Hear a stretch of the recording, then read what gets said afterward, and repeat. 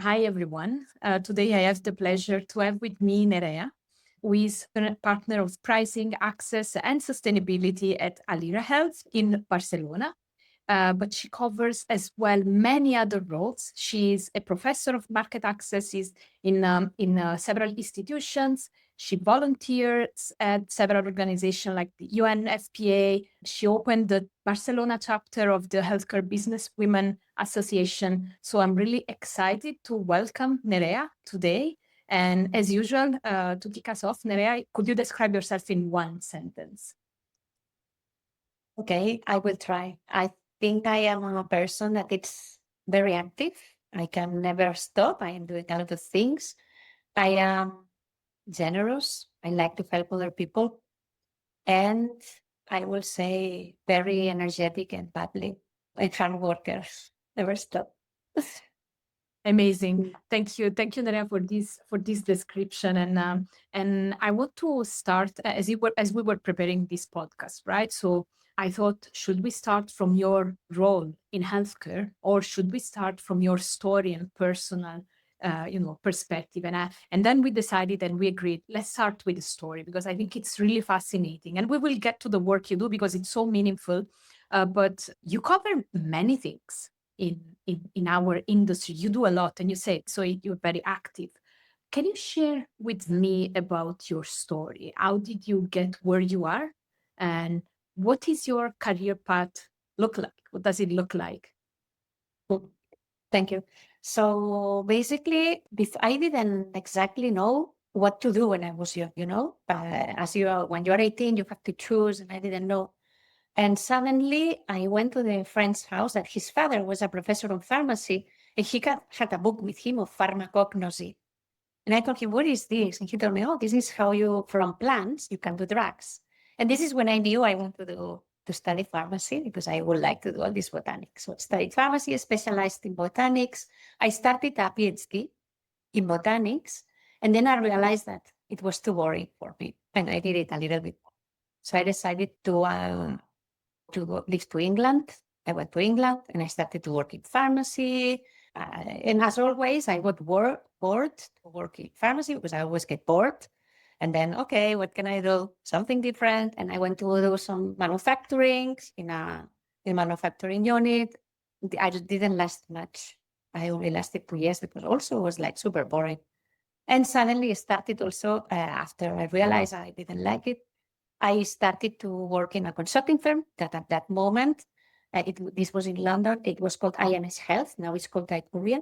And I started to work in the world of market access and price. And this is when I have never, ever been bored again. So I like to explain that because it's for young people, it's like, okay, you can make mistakes. It doesn't matter until you find what you really like. And since then, I haven't changed. I have been doing market access and pricing always. I think it's never boring because the world is very dynamic in this sense. And you help patients to get to their medication. So I thought that this had like a meaning. So I started to do that for a long time. I worked in several pharma companies. And for the last 6 years, I have been at Alira Health.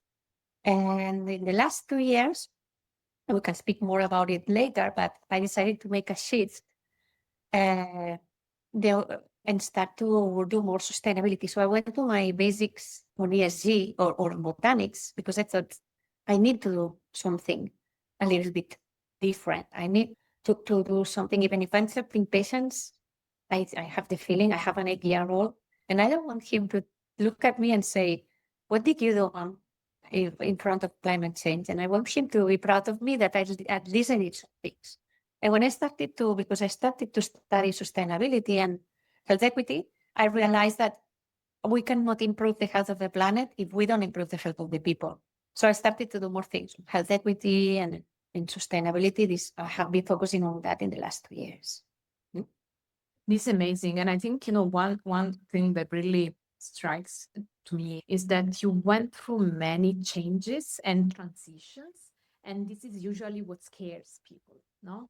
People, most of the people, not all of them, but many people are, they tend to start something and then stay where they are, and they are scared of changing. And you mentioned the PhD and the fact that you get boring. I can, it really resonates with me. I get bored so often, so I totally understand. And I also felt that after my PhD was not the right decision, but I was not so brave to stop it before because I wanted my title. So I stayed 4 years. Can you imagine? So I think this is not good, right? So we should choose better, and it's okay to do mistakes, to make mistakes, but it's also good to just adjust our path as we move. So maybe you can share a bit more how you handle the transitions between roles and between countries as well. Yes, I didn't mention before, but when I was at uni, I really wanted to see the world. When you are young, it's like, wow. So I went to do, for 1 year, I went to Iceland, and I went to live to Iceland to do some studies in immunology. I did a research diploma in immunology, and I was in high school Iceland. And for me, this was my first big transition. I mean, during the first week, I cried every day. I was like, what am I doing here? It's full of snow. I mean, what is this?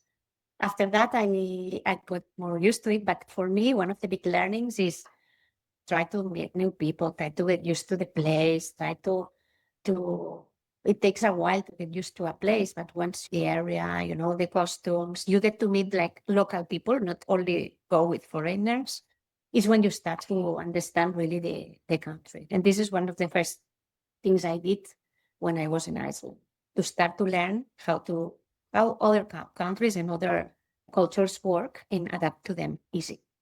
After that, I came back to Barcelona, and then I decided I want to live abroad and I want to live in Spain. And I was 10 years living in the UK and this is when I started to work in pharmacy and also to work in IQVIA. So it was 10 years where and the same, I think that I did the same thing. I tried to, at the first couple of years, I remember it was like more foreigners, but I realized that many people leave and then you stay alone and it's quite sad. So I decided, no, let's do something else. And I decided to only meet local people and have local friends. And for the last 8 years in England, this is what I did to try to travel as much English life as I could. And it was really meaningful and really interesting. And I love England. And for me, it's my second country. I always say I always vote England for Eurovision, for the song contest. And the transitions between work for me is not difficult. Just I think that probably I am very elastic. Hmm? And I'm never scared. I never think uh, I will not do well. I have never had. I always trusted that everything will go good, and then normally you have 3 to 6 months to adapt to a job and come on, no? And I never thought that for being a woman, I had a problem or they were treating me differently. Sometimes I hear that, women, and I was thinking, I never had this problem. Like from 1998 to 2000, I didn't.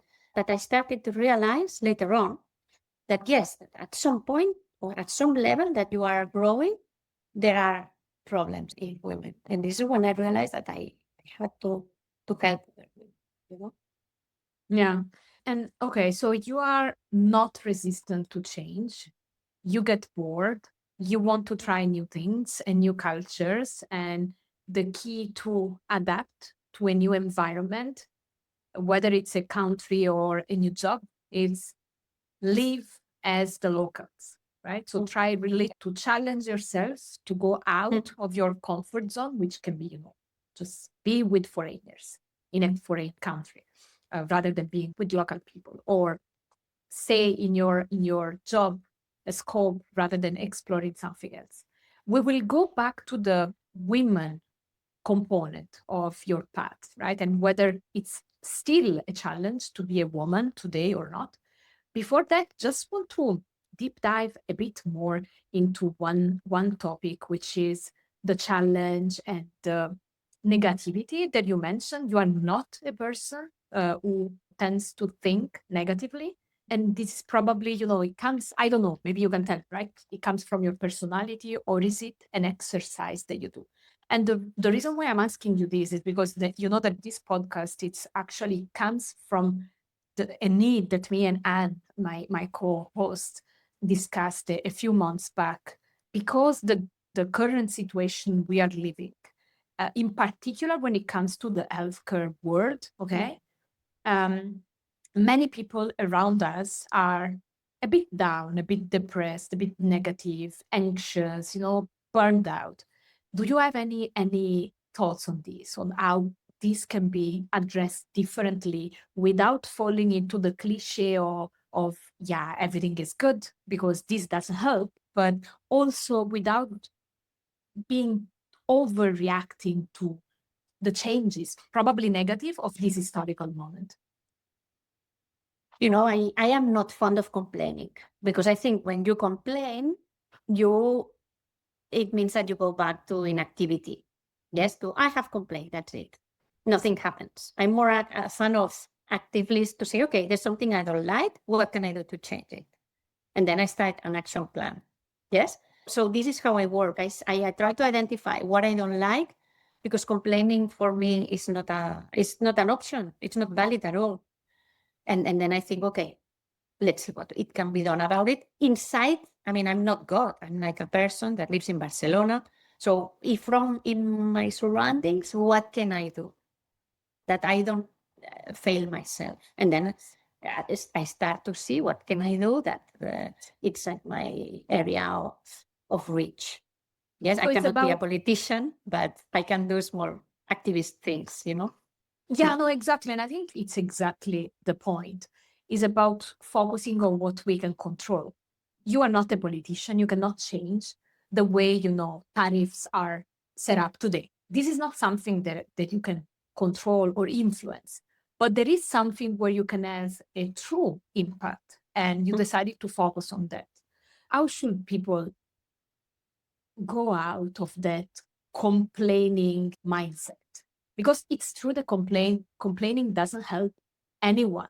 It doesn't help us because it doesn't put us in motion. It just refrains us. It doesn't help whoever is surrounding us. So at the end, why are we still willing or tempted to complain when something goes wrong, rather than say, okay, it is what it is, but maybe let me focus on what I can do and on my part. And there are still so many opportunities, despite the fact that because of the news or the media or whatever, we are influenced to think that everything is going really bad. So practically, what can someone do? For me, it's an ABC. To act decreases anxiety, and nobody likes to feel anxious.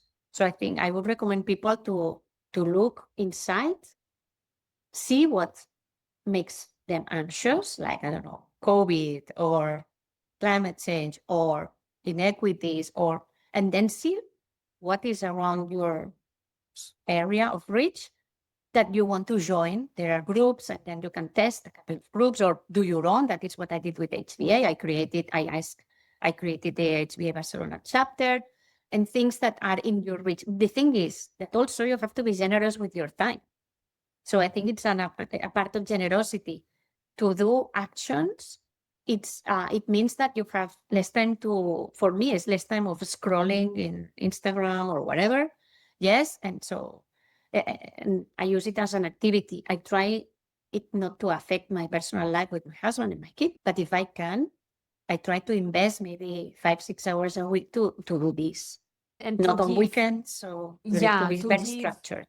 In order to get something back, right? Yes, it's less anxiety. less Less anxiety, anxiety. Exactly. a For me, this is the purpose, return. exactly, purpose-driven activities and less overthinking, right? Exactly. That's beautiful. And going back to HBA, so HBA stands for Healthcare Business Women Association, right? I want you to tell me more about this, because I know that you opened the Barcelona chapter, and I understand this is a global or European association. You will tell me. It's a global, yeah. Oh, it's a global association, and it's focusing on supporting women. So can you tell me more about what your role is within this association, and why is that important for you to help other women in our sector? Because I understand this is also focusing on the healthcare industry. Yeah, well, normally the image that I have also, normally people tells you things, so, yeah, feedback sessions, whatever. So until 3 years ago, always the image that was coming back in feedback sessions from Nerea was someone that is hardworking, that it has good ideas, it's creative, it's quite positive, yes, to improve, maybe be a to go more out with the team. That sometimes, normally I don't go out parties or things. I prefer to do other things than going out with the team. Yes, because my personal life is rich, as you know. So there are things that were areas of improvement, but some things that for me were not very negative, but to improve. But the last 3 years, when I had a more like partner position, I started to get some feedback that was very negative, that I didn't like. You are very ambitious. You are not strategic. You are things that I thought never came to me, this feedback, and now it's coming. And maybe it's because most of my colleagues are men at my level.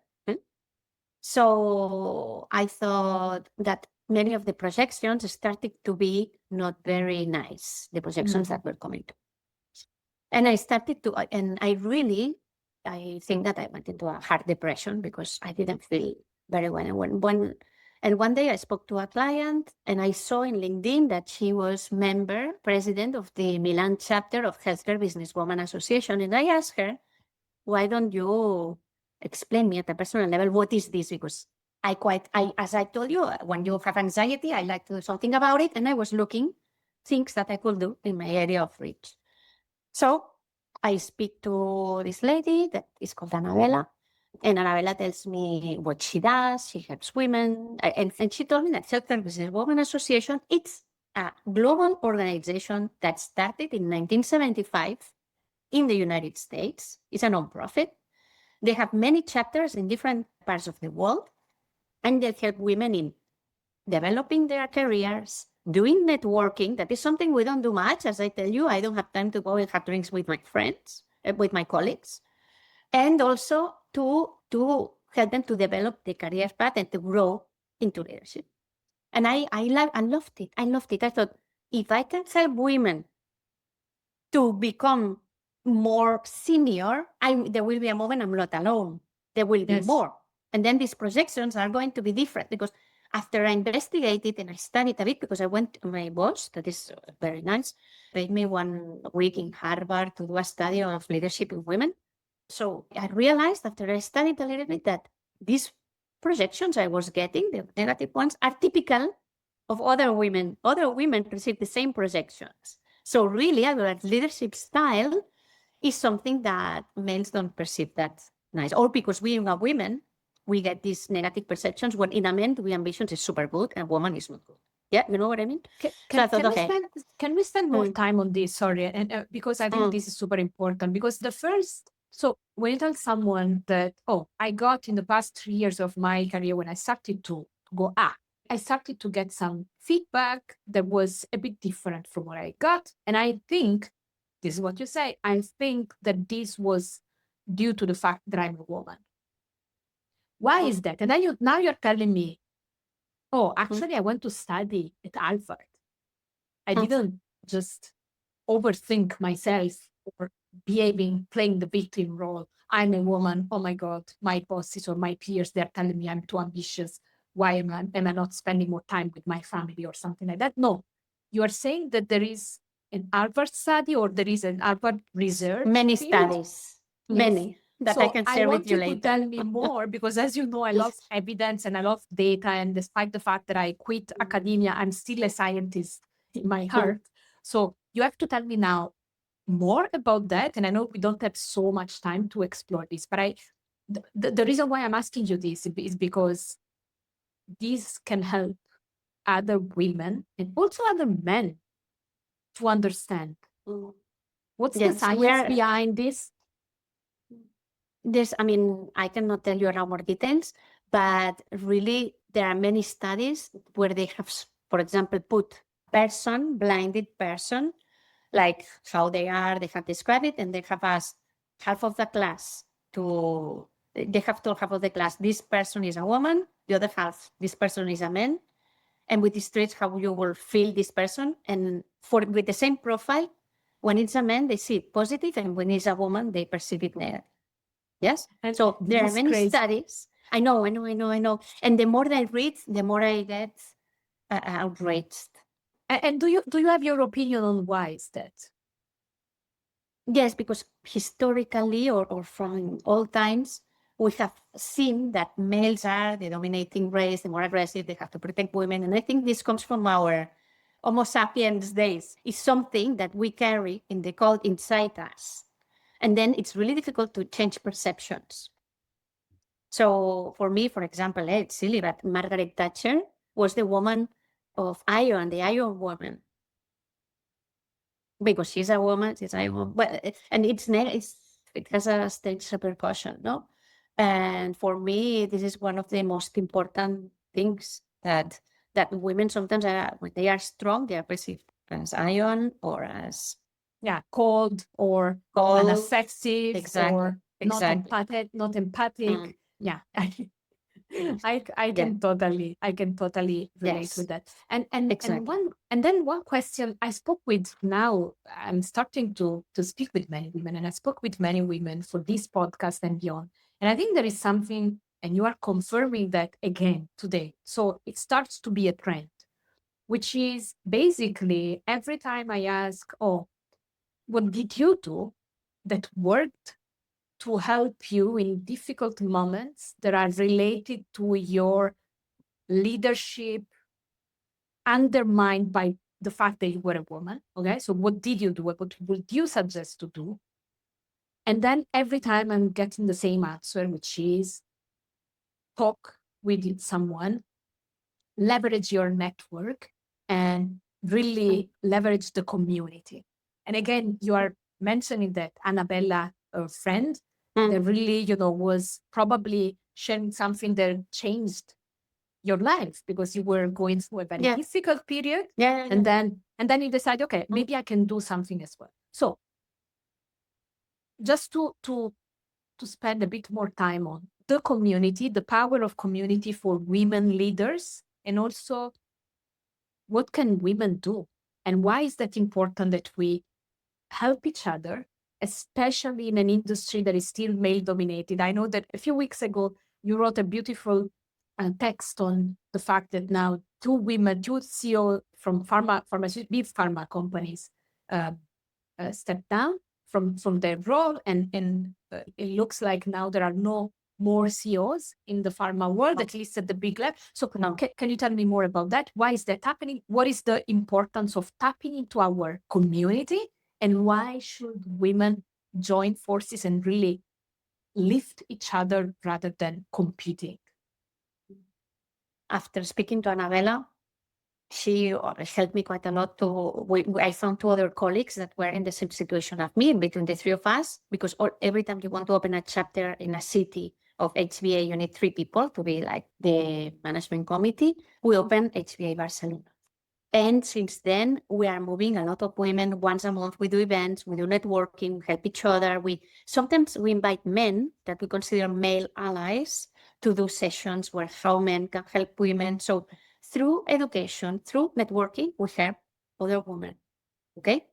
And I believe that many women are seeing the positive thing to be part of our community. We also help open the Madrid chapter and the Portuguese chapter. So now we have opened 3 chapters in Iberia. Let's put it this way. In terms of this, I don't know if I answered your question or not, but also engaging males that can help women, like my boss that understood I need help because he understood it perfectly, that she put me through this course. We can help other women to do the same. And what we're doing is trying to enter in different pharma companies in the region and see if they can be members of HBA to help other women in their companies to see if we can have equity numbers at least in leadership positions. If we speak about these 2 women that were CEOs that have been replaced by men, I think there's this trend. There's this trend due to the United States that they don't want to speak about equity. They think that equity is not necessary. And I can see that as a worrying symptom. For me, I see it as a worrying symptom. Not to have women in these leadership positions, it's going to step down, because probably, and when I say at the management boards, normally it's always the same. Most of them are men, and maybe you have one or two women, normally HR and communication. That's it. And for me, this is something that there are also many studies on that I have read, is something dangerous, because then you are, what's going to happen with the females, and how we can do to change it. And that this too big, that out of the 20 big companies, there's not a women CEO. We don't have role models. What's going to happen with their next generations? Totally. Are they And I going to think end up like me? exactly. And I think what is really surprising is also because the fact that this is happening in the healthcare industry, because the healthcare industry is still an industry that attracts more women compared to others. 80% if of the workforce are women. Exactly. So that's the nuts. problem. This is the number that is really worrying. We are not saying in the top 20 of the oil and gas industry, there is no women CEO. That's okay, not good, but we're not going to discuss that. But that I can explain, because most of the workforce is male. But in our industry, how is that possible? Are we really saying that 80% of the women, they are just there to support the industry, but not to lift it up? And they're not leading the industry, they're just there at the places. So that's really annoying, right? So, and I don't know, maybe I understand your position and your interpretation. I don't know if it's a question of industry, of topics that are today a little bit complicated to address, or if it's a problem of leadership and time, because maybe women, when they become CEOs or whatever, CEOs minus one, two, or three, then they need to dedicate more time. Do they have the support? How can they care for their families? I don't know. That could be probably transversal to many industries, not only to the healthcare industry. But it's really surprising to me. So I don't know what can be done.